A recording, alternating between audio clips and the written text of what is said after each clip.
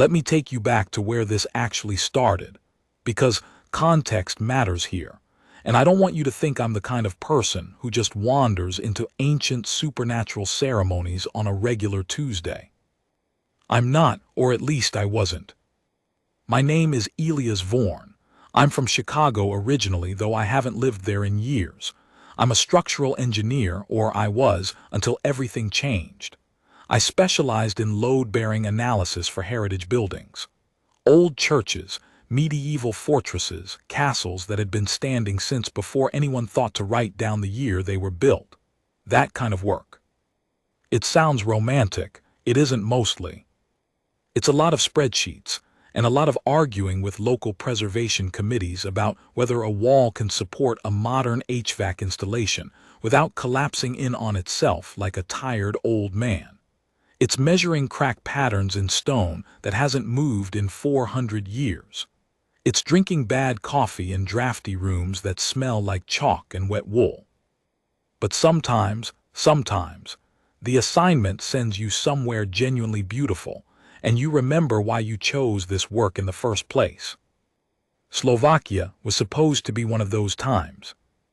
I've been contracted by an international heritage organization to assess the structural integrity of a series of buildings in the Carpathian region, a cluster of medieval and early Renaissance properties that a private land trust had recently acquired and was considering for restoration. The kind of project that takes months, that requires exhaustive field documentation, that sends you deep into the countryside to places where GPS loses interest and just gives up. I arrived in the capital on a Wednesday, spent 2 days in meetings I won't bore you with, and then on Friday morning I rented a car, one of those small European sedans that feels like it's held together with confidence and prayer, and I started driving east. The Carpathians are extraordinary. I want to be clear about that before anything else. They don't look like the mountains you see in postcards. They're not dramatic and sharp-edged like the Alps. They're older feeling, rounder at the top, denser with forest, darker in a way that isn't threatening exactly but is serious. The kind of landscape that makes you feel like you're being watched, but not maliciously, more like the land itself is paying attention to whether you deserve to be there. I drove through 3 villages that afternoon that I'm fairly certain were not on any modern map. Not because they were hidden, just because they existed in that particular way that very old places exist, completely indifferent to whether or not the outside world knows about them. My first 2 site assessments went fine. Straightforward structural surveys on a decommissioned grain storage complex that had been partially converted to residential use sometime in the early 19th century, and then a long walk through what remained of a post-medieval manor house about 40 kilometers further into the hills. Beautiful bones, terrible drainage. I was supposed to stop for the night in a town called Vrabel, which had an actual hotel, an actual restaurant, and a road that had been paved within the last decade. But I ran late on the second site. The light was going and I wanted another hour with the manor's eastern wing, and by the time I got back in the car, it was already 7 in the evening and the sky was doing that thing where it doesn't go gently dark but just drops, like a curtain. I had the route programmed into a standalone GPS unit I'd brought from home because I'd learned years ago not to trust phone signal in Central European highlands. The unit was reliable, mostly. Except somewhere around the 40-minute mark, with the rain starting and the road narrowing and the trees pressing in from both sides in a way that made the headlights look like 2 nervous eyes staring forward. The GPS rerouted me. "Turn left in 300 meters, it said. I turned left. "Continue for 6 kilometers, it said. I continued. And then it said nothing for a very long time. And then it said cheerfully, "You have arrived at your destination." I had not arrived at Vrabel. I had arrived at a valley. Or rather, I had arrived at the edge of a valley, a long, bowl-shaped depression in the hillside filled with forest, and what appeared, through the rain and my increasingly smeared windshield, to be lights. Warm lights. Not the flat white of modern LED, but the amber gold of incandescent bulbs, or, I would later understand, candles. Hundreds of candles. The road down into the valley was unpaved but not impassable. I drove it slowly, the sedan's undercarriage complaining quietly about the ruts and stones. The rain was coming harder now. My phone, as I mentioned, was dead. The GPS had gone silent and was showing a blank blue screen. At the bottom of the valley, there was a village. And in the center of the village, there was a building. The building. It was a manor house, though larger than any of the ones I'd assessed that day.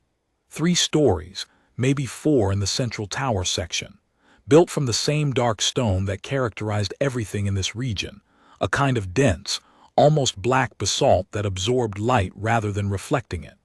The roof was steep and tiled in something that looked like slate, though the edges were carved with decorative finials that I couldn't make out clearly in the rain. Every window was lit. Not just lit, blazing. The warmth coming through those windows seemed almost aggressive against the cold rain, like the building was breathing out heat. There were carriages out front. Not cars, carriages. I noticed that and then immediately explained it away. Restoration event.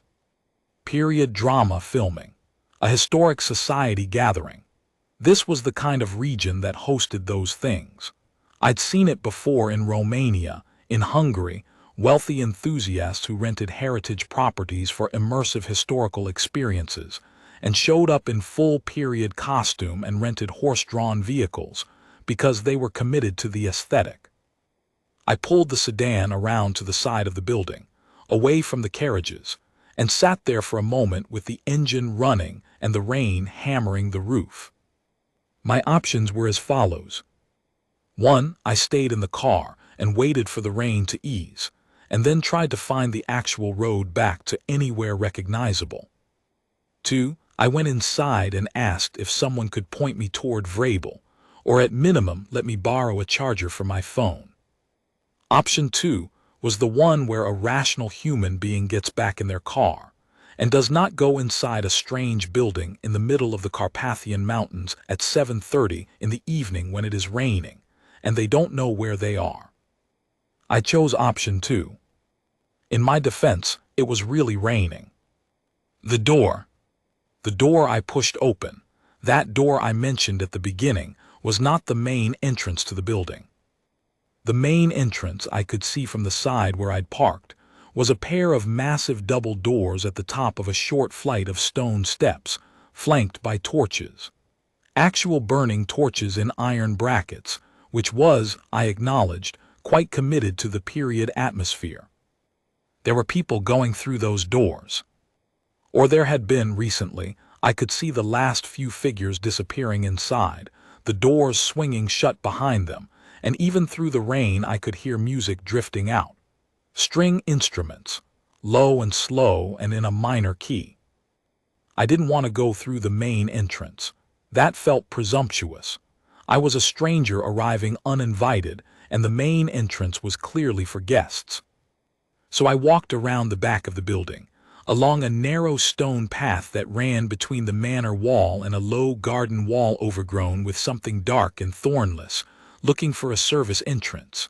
A kitchen door. Something. What I found was a smaller door, set into the stone about halfway along the building's east face. Wooden, iron handle ring-shaped, no lock visible. A thin line of light coming from underneath it. I knocked.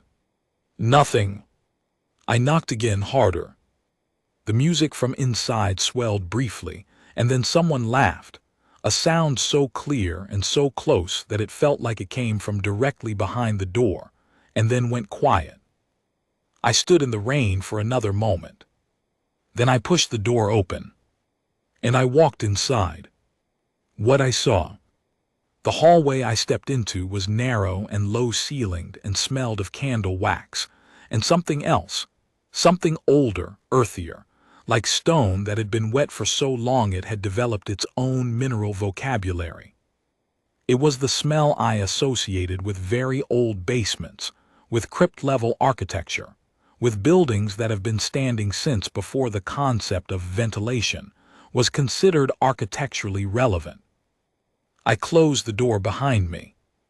The sound of the rain cut off almost completely, which was a relief so physical I felt it in my shoulders. The hallway was lit by a series of wall-mounted candle holders, the kind with multiple arms, what I think are called candelabras when they're freestanding but just brackets when they're on walls, and the light they gave was warm and unsteady and made everything look like a painting from a museum. The walls were the same dark stone as the exterior, but here there were tapestries hung at intervals, not reproductions. I could see the age in them from where I stood, the slight distortion of antique thread, the way the colors had deepened and concentrated over centuries rather than fading. I am a heritage building specialist. I know what 400-year-old textiles look like up close. These were not reproductions. I pushed that thought aside. The hallway ran straight ahead for maybe 15 meters before opening into what appeared to be a larger space. I could see the light widening there, feel the warmth increasing, and the music was coming from that direction.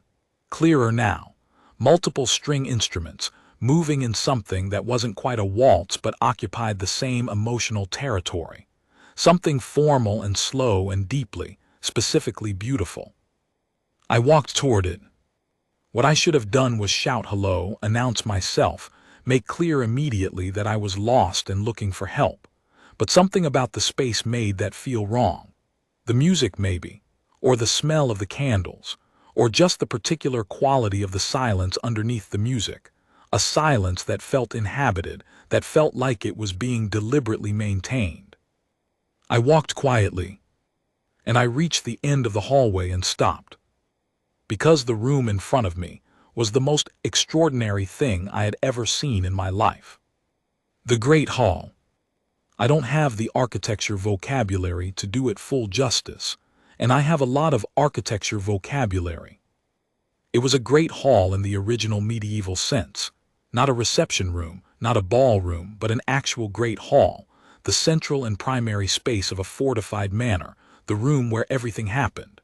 Maybe 25 meters long, 15 wide.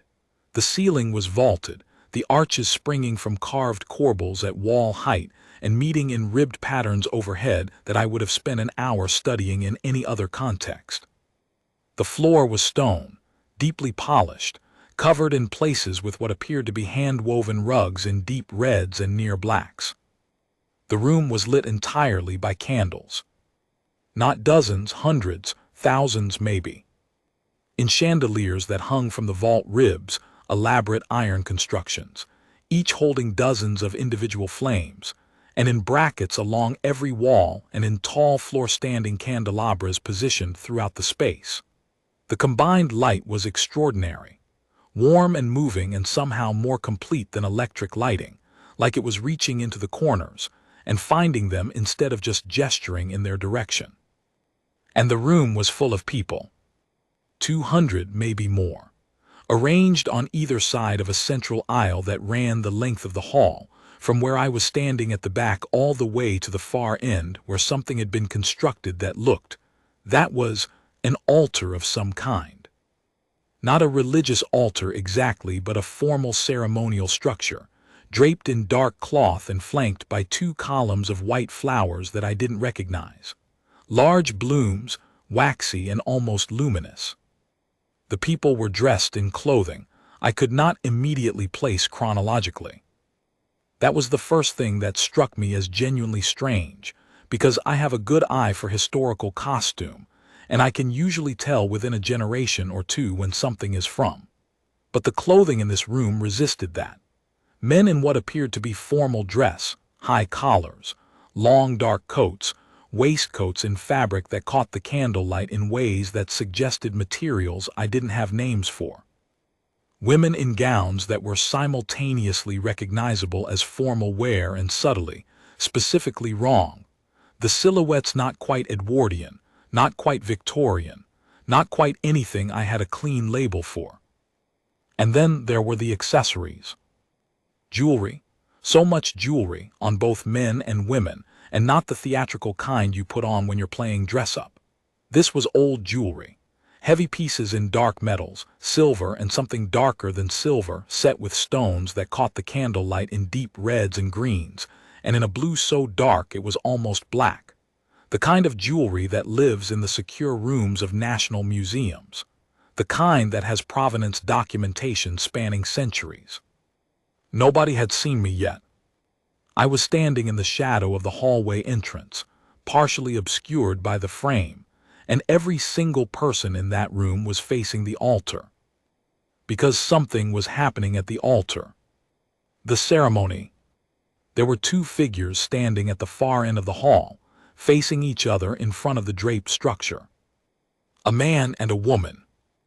I am going to be precise about this because precision is the only thing I have to offer when describing something that should not have been possible. The man was tall, genuinely tall, not just tall in a room, but tall in the way that makes you aware of the space a person occupies as a physical volume. He was dressed in formal dark clothing, a long coat that touched the floor, a white shirt visible at the collar. His hair was dark and worn back from his face in a style I couldn't date. His face, I could see his face from where I stood because he was turned slightly toward the assembled guests, speaking in a language I didn't recognize. His face was extraordinary.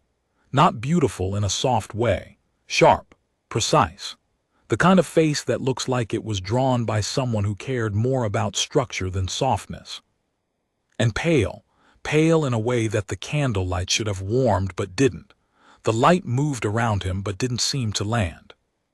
The woman was his match in some way I couldn't articulate. Similar height, dressed in white or near white, more of an ivory that had weight to it, that moved like it had mass. Her hair was dark against her skin, which was as pale as his. She was facing him directly, not turned to the room, and I couldn't see her face. But her hands were raised slightly between them, not quite touching his, held in a position that was formal and precise and somehow very old. Between them, a third figure, smaller, older, robed in something dark and long, was speaking. The officiant. The words in that language I couldn't identify moved through the room like something physical. And the assembled guests were completely still. Not the stillness of people being polite and attentive at a wedding ceremony. Something more than that. Something more absolute. I had been standing in the shadow of the hallway entrance for maybe 30 seconds when I became aware of three things in rapid succession. First, the music had stopped. Second, the man at the altar, the groom, I supposed, the word feeling inadequate and almost comically normal, had turned his head and was looking directly at me. Not in my direction, directly at me. At me specifically, at the precise spot where I was standing in the shadow of the hallway entrance that should have concealed me from anyone at the far end of a 25-meter room in candlelight. Third, every other person in the room had done the same thing. 200 faces, all at once, every single one turned toward me. And I realized, standing there in my wet field jacket with my dead phone in my pocket, and my rain-damp hair dripping onto the polished stone floor, that every single person in that room had the same quality of pallor, the same quality of stillness, the same something in their eyes that I could feel from 30 meters away, that bypassed the conceptual apparatus of my brain entirely and went straight to the oldest, most animal part of the back of my skull, the part that had kept my ancestors alive in situations exactly like this. The part that said, these are not people. Or at least, these are not only people. First contact. The silence lasted exactly as long as it needed to in order to be genuinely terrifying, and then the man at the altar spoke. He said something in that language I couldn't identify, and his voice carried the full length of the room without effort, without raising, the way that sounds travel in very old stone spaces that were built for exactly this purpose. And then he said, in English that was completely unaccented and impossibly fluent, "You may come in, or you may leave, but you cannot stay in the doorway." His eyes hadn't left me. The entire room was watching me with the same absolute, patient attention. I want to tell you I said something brave or collected. I want to tell you I made some dry, self-aware observation about the situation, or that I found the presence of mind to apologize and back out of the room and drive away into the rain. What I actually did was take 3 steps forward into the great hall, because the only alternative was to run, and my legs had apparently decided that running was the more humiliating option. A murmur moved through the assembled guests, not hostile, not threatening. Something more like amusement, recognition, the sound of something expected arriving. The man at the altar watched me take those 3 steps and then nodded, very slightly. "Close the door," he said. I turned around and pulled the hallway door shut behind me. When I turned back, a young woman, a girl, really, maybe 19, in a dark gown with her hair pulled severely back, was standing 3 feet away from me. She had not made any sound arriving. She was carrying a single glass of something red on a small tray, and she held it out to me with a precision that suggested this was a formal gesture with a specific meaning. I looked at the glass. I looked at her.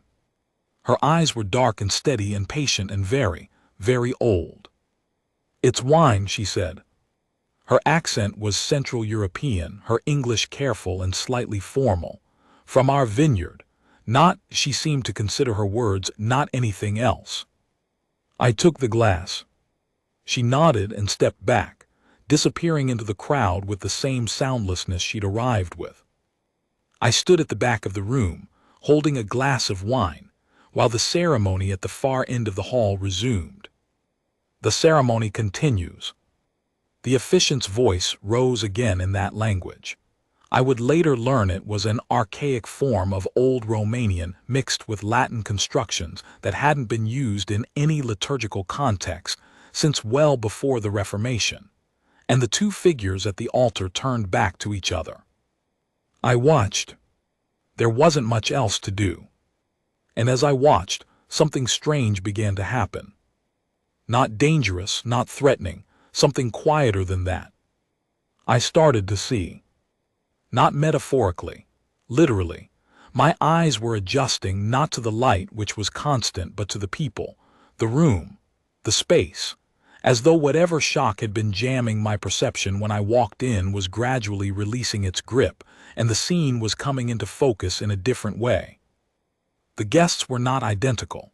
They were, as individuals, enormously varied, different ages, different apparent nationalities, different styles of dress within the overall formal register of the event. Some were extraordinarily young-looking, and some were old in ways that carried genuine weight. And they were not all pale. That initial impression had been one of candlelight and shock, and the reality was more complex, more various. What they shared was not a physical characteristic but something else, something in the quality of their attention, the way they occupied their stillness. The couple at the altar were speaking now to each other, the ceremony having moved into what was evidently a vow exchange. I recognized the structure even without understanding the words, the formality of it, the specific weight given to each phrase, the way the officiant waited after each statement, allowing it to settle. And I found, standing in my rain-damp jacket at the back of the room, that I was moved.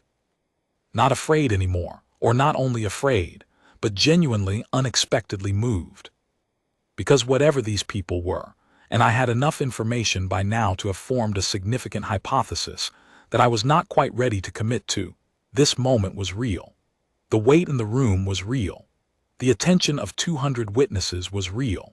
And the 2 people standing at the altar were looking at each other with something that I can only describe as duration, as though the feeling between them had not begun recently and was not going to end, and was fully aware of both those things.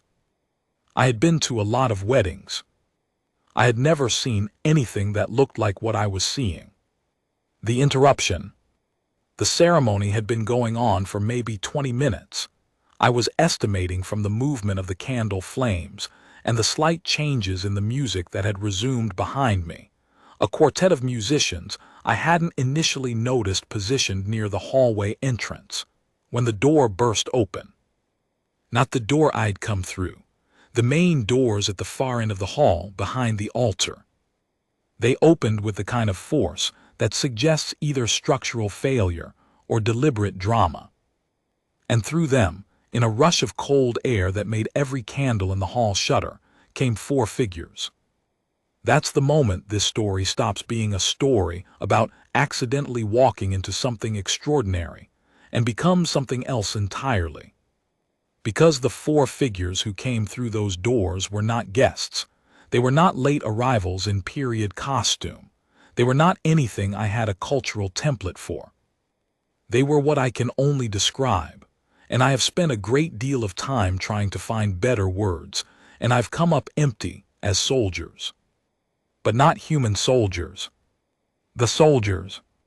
They were tall in the way that nothing biological has a right to be, not vampire tall, not even abnormally large human tall, but tall in the way that something designed for a different gravitational environment might be if you put it in this one. 8 feet, maybe slightly more, encased in what appeared to be armor but which was clearly not manufactured by anything that used conventional metallurgy. It moved like it was alive, that armor. Not in a dramatic, special effects way.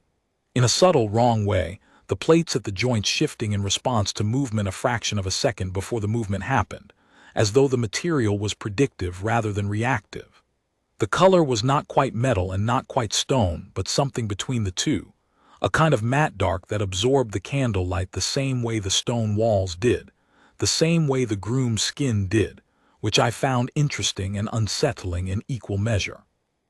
Their faces, what I could see of their faces beneath the helms, were not human, not even close, elongated, proportioned differently, with eyes that were very large and completely, uniformly silver.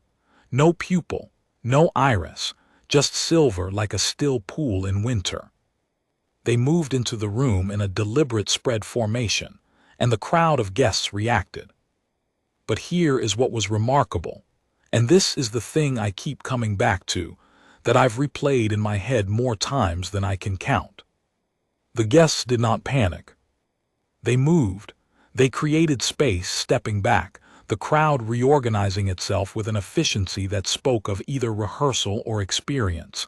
And then they were still again, every single one of them still, watching.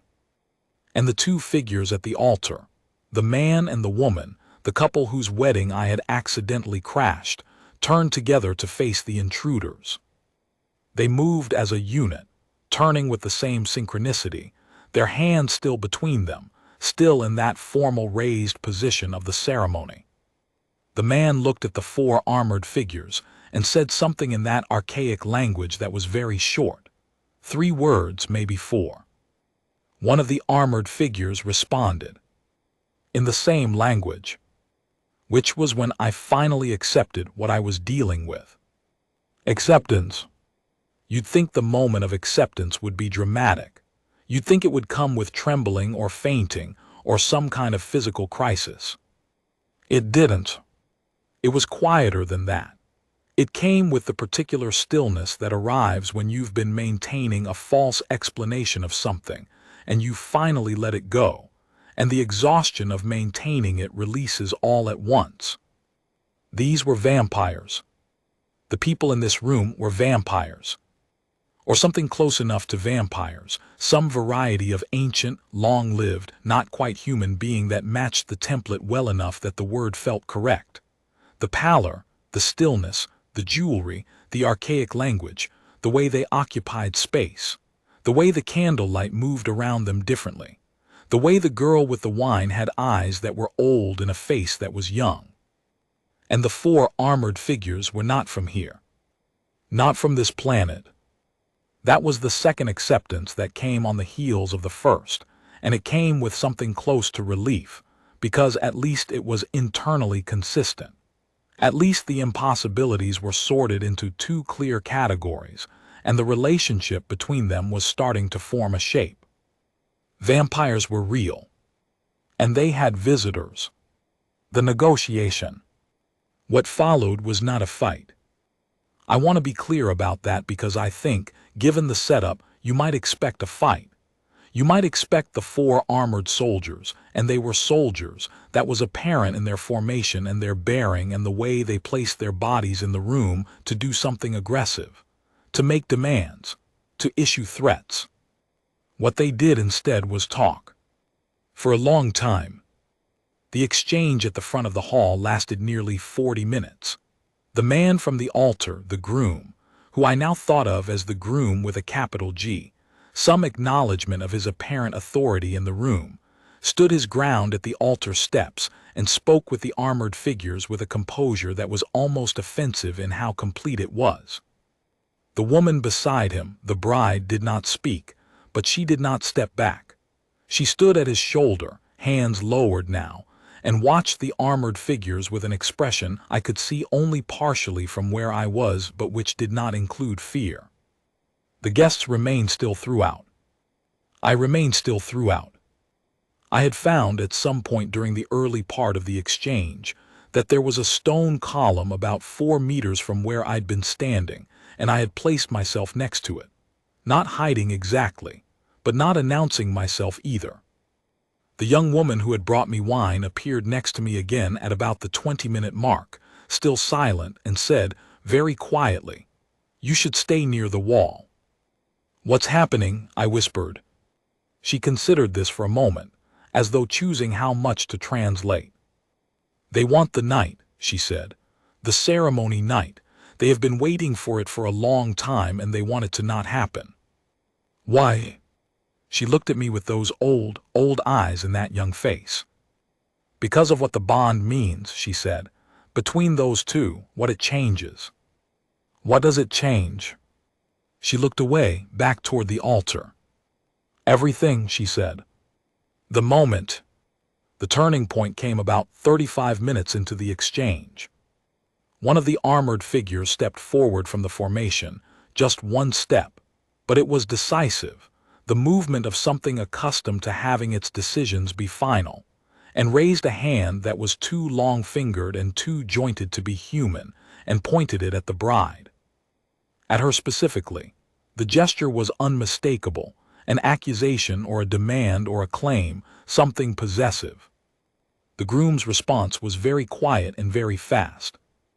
He spoke a single sentence in that archaic language. And then he reached into the interior of his coat and produced an object that I could not entirely make out from 30 meters in candlelight, but which appeared to be old, a document, or something that functioned like a document, something on material that was not paper, and held it out toward the armored figure. The room waited. The armored figure, and I could see this even at distance, even with those silver eyes that gave no conventional emotional information, went very still, in a different way from before, a reactive stillness, the stillness of something confronted with something it hadn't anticipated. It looked at the document, and then something extraordinary happened. All 4 of the armored figures took a step backward. Just one step, synchronized, precise. And then another. And then they were gone, back through the main doors, which swung shut behind them with a sound that was too controlled for the force of the entry, like a period at the end of a very long sentence. The room held its collective breath for exactly 3 seconds. And then the candles, every single one of them, blazed up, brighter than before, all at once, as though the light itself had been holding back and was now released. And 200 vampires exhaled, and the sound it made was like something I don't have a comparison for, like wind through the Carpathian forest, like stones settling. The quartet began to play again, immediately, without a pause, without any signal I could see, just the music coming back like it had been waiting just off stage. And the groom and the bride looked at each other.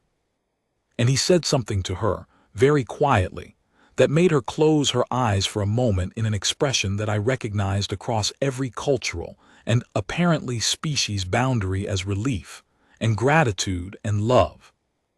I stood next to my stone column with my empty wine glass in my hand, and felt something happening in my chest that I could not name. When the immediate crisis of the armored soldiers had passed, when the doors were shut and the music was playing, and the assembled guests had shifted from collective breath-holding to something that felt more like celebration, the groom turned from the bride and looked across the room, directly at me. Again, that same precision. That same sense of being located in space by something that did not need conventional visual cues to find you. He said something to the bride, very brief, and she turned and looked at me too. And then he walked toward me. Not hurried, not threatening, just deliberate, in the way that everything he did was deliberate, with the particular quality of movement that belongs to something that has never once in its life been in a hurry because it has had more time than hurrying is relevant to. The crowd parted for him without looking, the way water parts for something heavy moving through it. He stopped about 2 meters away. Up close, he was more extraordinary than he had been at a distance, which is the opposite of how it usually works. Distance usually flatters. Up close, what you gain in detail you lose in impression. But with him it was inverted. Up close, the details added to the impression rather than complicating it. The structure of his face was more precise. The darkness of his eyes, not black, I saw now, but a very deep green that became visible only this close, more specific. He looked at me for a moment. "You are a builder," he said. Not a question, a statement, said with the same certainty with which he'd said everything else. "I'm a structural engineer," I said. "I assess heritage buildings." Something moved in his expression, very slight, the particular movement of someone who finds a coincidence confirming rather than surprising. "Then you understand what it means," he said, "when a building has been standing for a very long time." "Yes," I said. "And you understand," he said, "that the things keeping it standing are not always visible in the structure." I looked at him. "I'm starting to," I said. "His name." He told me his name. I'm not going to write it here. Not because I don't remember it. I remember it with a clarity that seems chemically different from ordinary memory, like it was written in something more permanent than whatever my brain normally uses, but because it's not mine to share. He gave it to me specifically, in a context that was specific, and I think there are things you receive as a gift and things you receive as information, and names can be either one, and his was the first kind. What I can tell you is that it was very old. He told me the oldest version of it, the original, and then the variations it had passed through across what I gradually came to understand was a very long time. Multiple centuries, more than multiple. "Does it bother you," he said, at some point in our first conversation, "not knowing precisely what I am?" "I have a hypothesis," I said. "You do," he agreed. "Is the hypothesis accurate?" He looked at me with those deep green eyes for a long moment.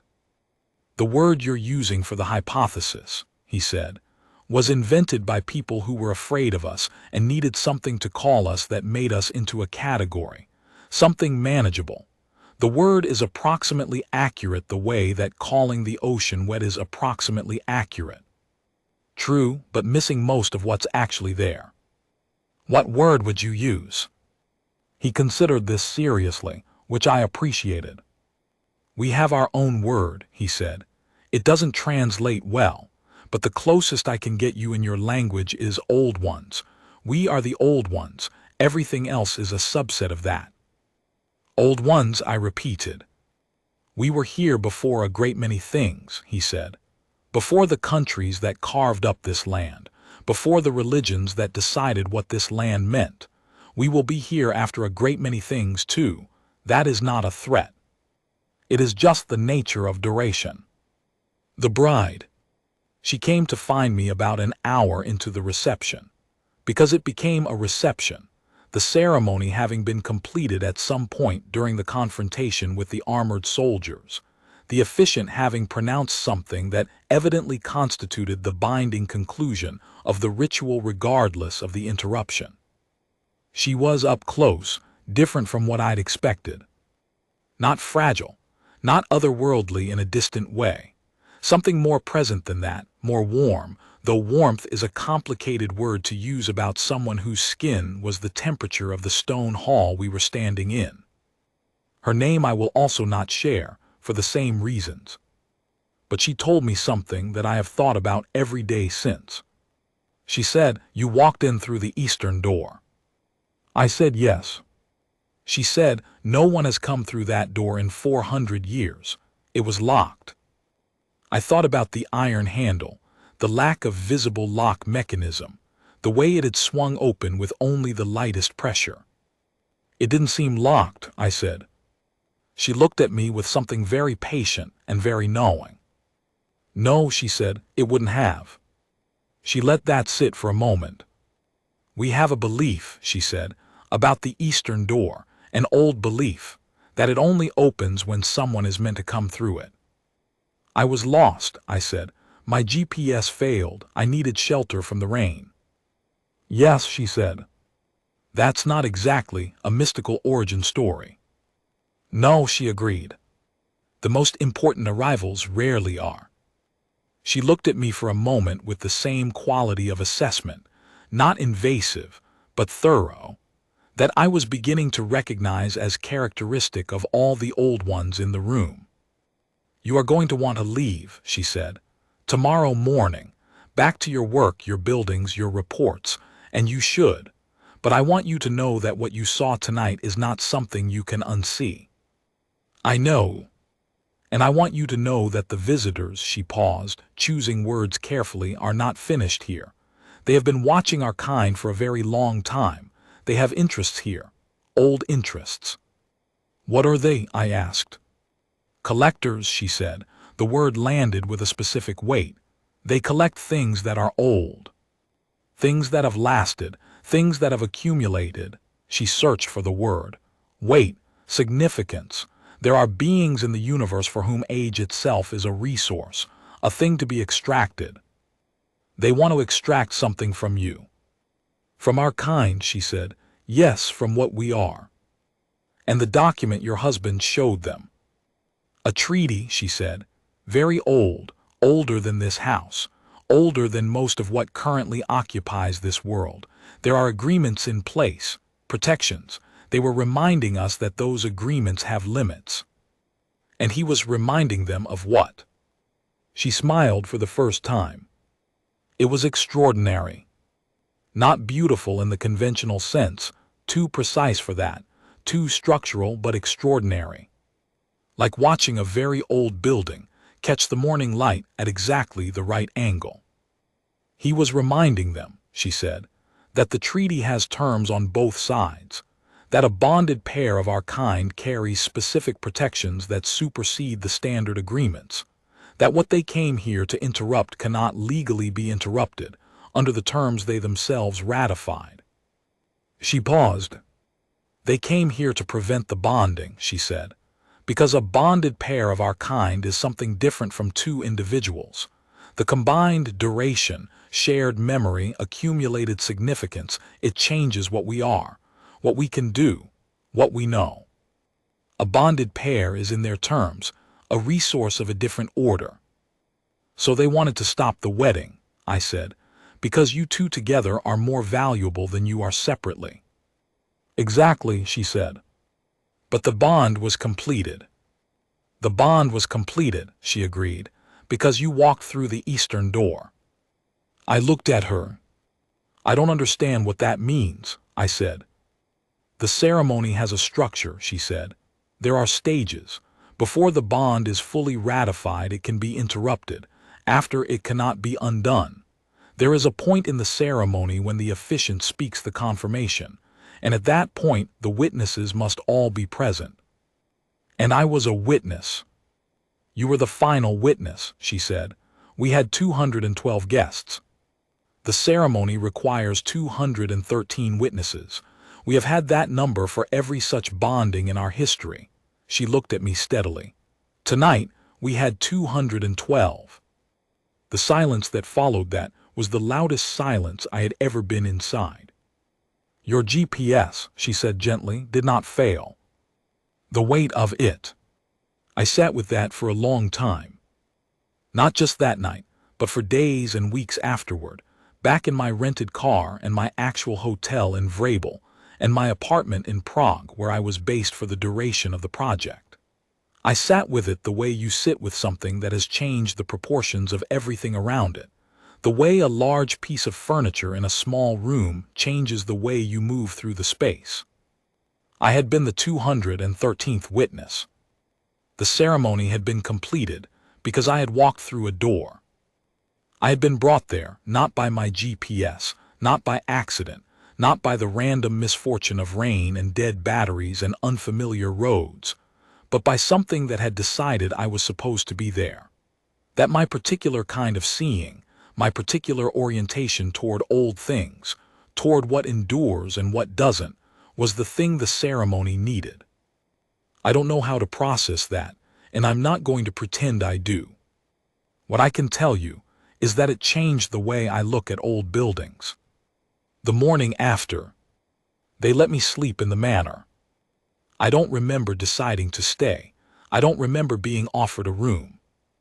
I remember the conversation with the bride, and then I remember being in a room on the second floor of the manor, in a bed with sheets that smelled of lavender and something I couldn't name, with rain still sounding on the window, and then I was asleep. I don't think I was compelled to sleep. I think I was just completely exhausted. In the morning, real morning, gray light through the curtains, birds somewhere outside, I woke up and lay still for a long time, running through everything that had happened the night before in the careful, sequential way that engineers think through things. Start at the beginning. Follow the logic. Identify the point where the load distribution changes. The point where the load distribution changed was the eastern door. Everything before that was unremarkable. Everything after it was not. I got up and found that my clothes had been washed and returned to the room, and my phone had been charged. The charger was still plugged into a socket near the door, a modern socket, which made me feel simultaneously more grounded and more unmoored. I went downstairs. The great hall was empty. The chairs were gone. The rugs were gone. The flower columns were gone. The candelabras were gone. What was left was the hall itself, the vaulted ceiling, the polished stone floor, the tapestries on the walls, and it was, in this morning light, one of the most extraordinary spaces I had ever assessed. Because from a structural standpoint, it was completely wrong. Not wrong in the sense of dangerous or unstable, the opposite. Wrong in the sense that it should not have been as structurally sound as it was. The vault ribs were doing things that the standard load calculations for this type of construction simply did not predict. The corbels at wall height were in positions that no medieval engineer would have placed them, and yet the forces they were managing. I could trace the lines of force just by looking, in the way that becomes instinctual after years in this work, were being managed with extraordinary efficiency. It was, structurally, a building that knew things about physics that should not have been known when it was built. I spent an hour in that room just looking. At some point, the young woman who had brought me wine appeared in a doorway with a cup of coffee, and I took it without speaking, and she didn't seem to require conversation, and we stood in the empty hall together in the gray morning light for a while. "How old is this building?" I asked eventually. She thought about this. "The foundation was laid before the first census counted it," she said. "The structure was added to many times, but the hall," she looked up at the vault ribs, "the hall is the original. The hall was here first." "How long?" She looked at me sideways. "Longer than the word for it," she said.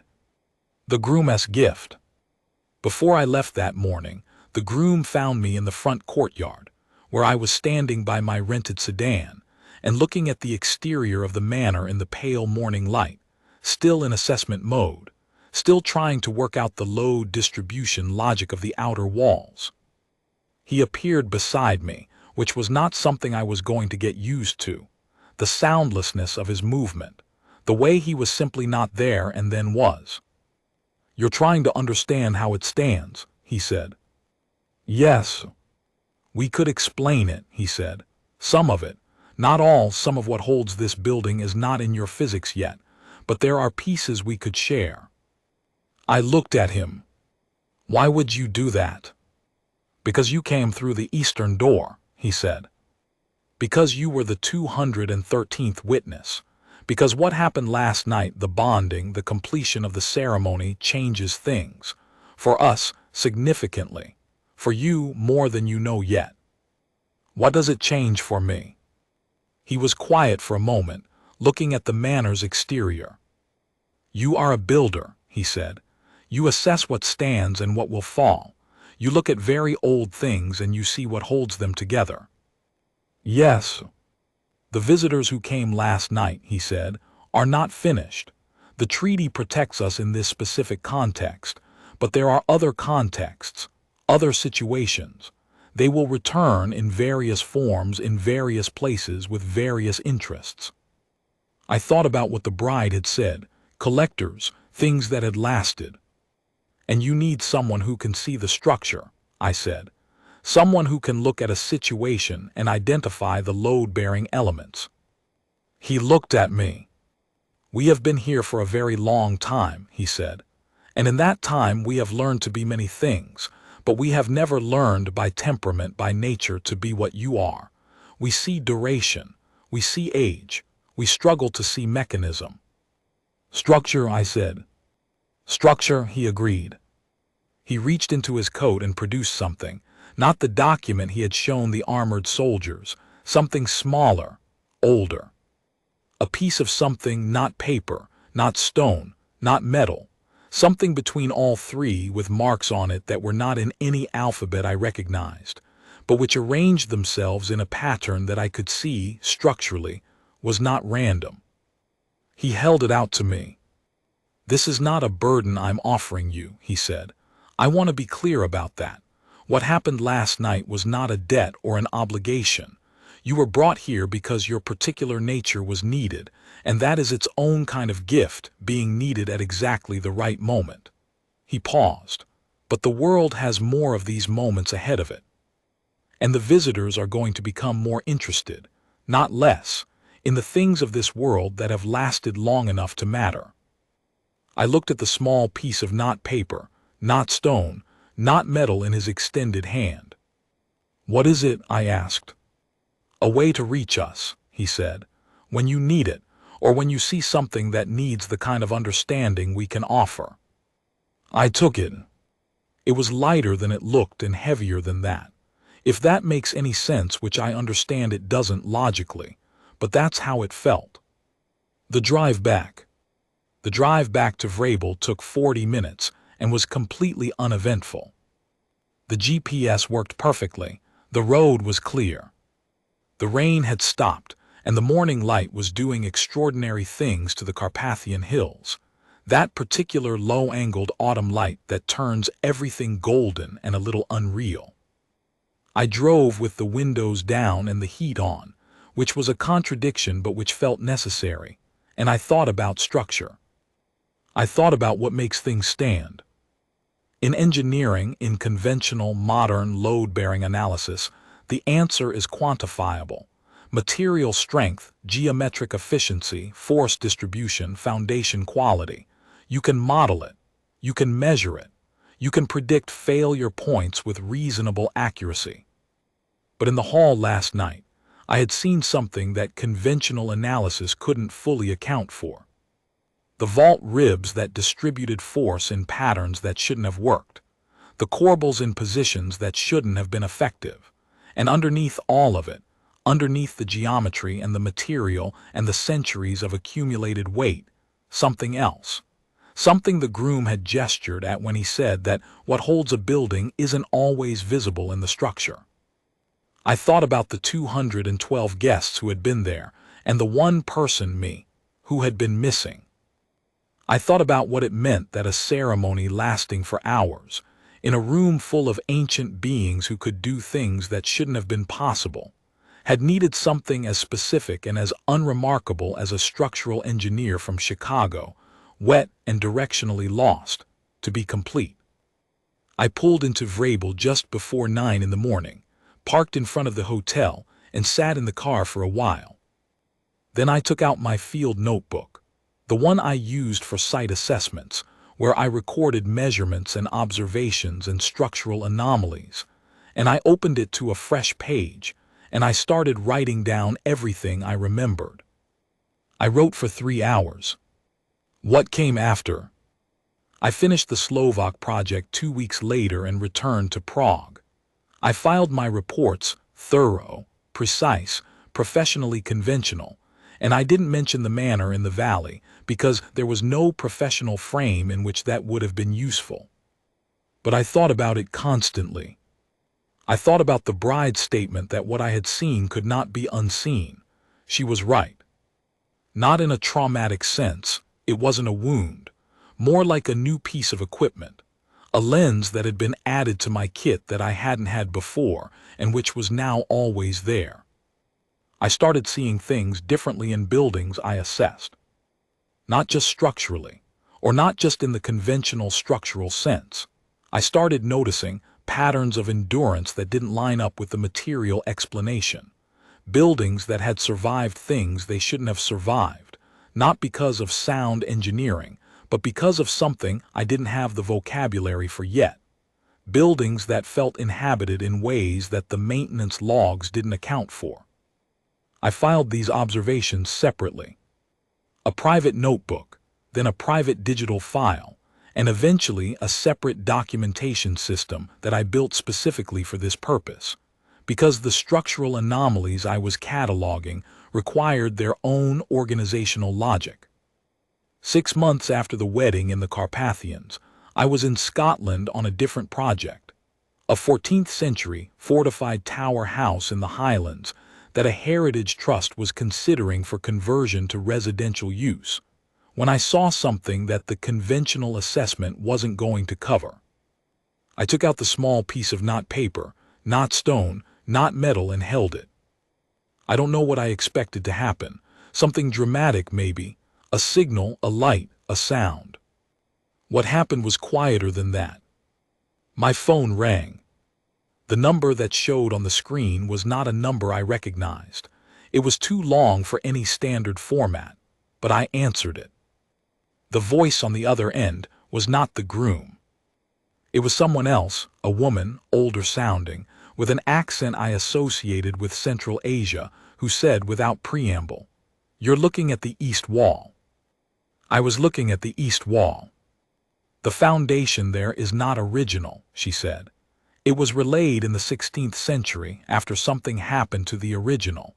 The original was much older than the rest of the structure, which is itself not young." "What happened to the original foundation?" I asked. A pause. "The visitors," she said. And then she told me what the east wall had been protecting, what was underneath it, what the conversion to residential use would have exposed if I had filed a conventional assessment. I sat down on the Scottish hillside and listened. The network. Over the course of the next year, I came to understand that the groom and the bride, the bonded pair whose ceremony I had witnessed and completed, were not alone in their concern about the collectors. The old ones, as he had called them, were a distributed presence, not a unified civilization in any conventional sense. They had no central authority, no formal government, no common territory. But they had connections. They had, as it turned out, a very long history of encounters with the collectors, and a very long history of the particular kind of strategic thinking that the groom had gesturally described as structural. Understanding what holds things together, understanding where the load-bearing elements are, understanding when something is threatened, which pieces you need to protect and in what order. I became, over that year, something I didn't have a job title for. The closest I could come was assessor. I assessed heritage buildings. I always had. But now I assessed them in 2 registers simultaneously. The conventional engineering register, which I documented in professional reports for paying clients, and the other register, the one that documented what the conventional analysis couldn't see. The east walls that were older than they should have been. The foundations that had been relayed after encounters I was gradually learning the history of. The load-bearing elements that weren't material but weren't nothing. I traveled more. My clients, the legitimate, professional, conventional ones, benefited from an assessor who was willing to go further, to stay longer, to document more thoroughly. And the other clients, the ones who called on numbers too long for any standard format, who found me in Highland fields and Transylvanian ruins and a particularly cold December in the Mongolian steppe, benefited from someone who could walk into an old space and read it both ways simultaneously. The collectors. I saw the armored soldiers 3 more times in the following year. Not in combat, not in confrontation, not directly involving me in any case. But I saw them, in the way that you see something when you know what to look for and have trained yourself to look. Once in a library in Vienna. The soldiers weren't present in physical form, exactly, but there was a residue in the building, a structural anomaly in the south wing that my new vocabulary allowed me to read as the aftermath of their presence. Something had been taken from that wall. Something old, something accumulated, something that the library had been holding for a very long time without the librarians or the Heritage Trust or the conventional assessment knowing what it was. I documented it. I called the number too long for any standard format. The voice that answered was the groom's this time, and he listened to my description of the structural anomaly and was quiet for a long moment. "We know," he said, "we were too late there." "What was it?" I asked. "A record," he said. "A kind of record. Not written, nothing so simple. A record in the material itself. The accumulated," he paused, searching as he always did for the word that would bridge the gap between his vocabulary and mine, remembering. Of what had happened in that building over 600 years. Of who had been there and what they had thought and what had been decided. And the collectors took it. They extract it from the material, he said. The way you might extract a core sample from stone to read what the geology has recorded over centuries. They extract what endures in old things. Why? A longer pause. Because memory is the oldest resource, he said. Because there is nothing in the universe that took more time to accumulate than the record of what happened before. I thought about that. And old buildings hold that, I said. Old buildings, old objects, old kinds of being, he said. Things that have lasted, things that have accumulated weight. Yes. And you, I said, the old ones, you hold more of it than anything else. We are, in a sense, the buildings, he said. We are the structures that have been standing long enough to record everything that happened inside them. The second ceremony. About 18 months after the wedding in the Carpathians, I was called to a building in southern Portugal. Not for a professional assessment, or not primarily. The building was a monastery, decommissioned in the 19th century and partially converted to residential use in the early 20th, and it had recently come to the attention of the Heritage Trust I worked with because of concerns about the stability of the cloister. But the reason I was called, the other reason, the one in the second register, was because something was happening in the monastery that required a witness. Not a 213th witness, not that kind of ceremony, but a meeting. A gathering of old ones from a region of the world I hadn't worked in yet, who needed to discuss the collectors and the treaty and what the next period was likely to bring, and who needed someone present who could document the structural dimension of the space they were meeting in and confirm that it was secure. Not militarily secure, that was not the relevant vocabulary. Structurally secure, in the full sense that the word had come to have for me. I flew to Lisbon and drove south and arrived at the monastery in the early evening. The bride was there. She found me in the cloister, where I was doing a preliminary walkthrough with my instruments, and she looked exactly the same as she had 18 months earlier, which was something I was still adjusting to. She looked at what I was doing and didn't say anything for a while. Then she said, "How does it feel, the work now?" I thought about this honestly. "Like I can see more of it," I said. "Like there were always two layers and I only had access to one before." "Yes," she said. "Is that what you meant," I said, "when you said what I saw couldn't be unseen?" She nodded. "We did not do that to you," she said. "We did not give you something or change something. The capacity was always there. The eastern door opened because it recognized something in you." "Recognized what?" She was quiet for a moment, looking up at the cloister arches. "The willingness to see what is actually there," she said, "rather than what should be there. Rather than what the explanation would prefer." I thought about that. "That's what good structural assessment is," I said. "Yes," she said, "that is what everything is at its best." What I know now. I know a great deal more than I did before the rain, and the wrong turn and the door. I know that the collectors are not unique. They are one of several types of presence in the universe that have developed an interest in the particular resources that Earth and its long-lived inhabitants have accumulated. Some of those presences are more aggressive than the collectors. Some are more subtle. Some, and this is the category that keeps me up at night, if I'm honest, are already here, operating in contexts so embedded in conventional reality that distinguishing their activity from ordinary human activity requires exactly the kind of dual-register assessment I have spent a year developing.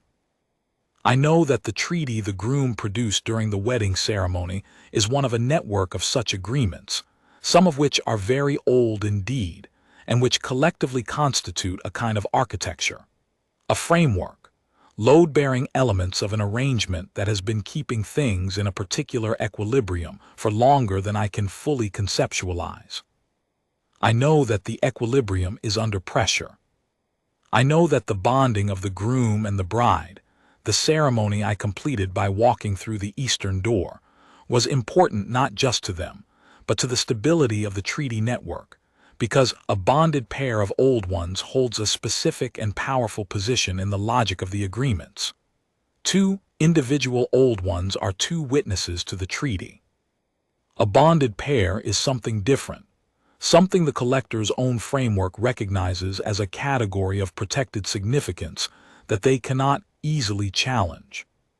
I know that the groom knows this and had been working toward the bonding for a very long time, and that the collectors had been working to prevent it for almost as long, and that the arrival of the right witness at the right moment, someone with the particular kind of vision that can see both layers simultaneously, was the piece that neither side had fully accounted for.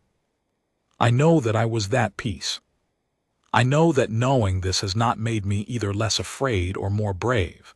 It has made me more awake, which is its own thing, different from both. The building at the end of the road. I'm writing this in a hotel room in Dubrovnik. It's late autumn, which in Dubrovnik means the tourists are gone and the city is itself again. The real city, the one underneath the tourist city, the one that is very old and knows it and doesn't particularly care about your opinion. I have a site visit tomorrow. Conventional assessment for a heritage trust of a set of fortifications along the coastal ridge. 16th century construction, Ottoman influenced, in remarkable condition for their age and context.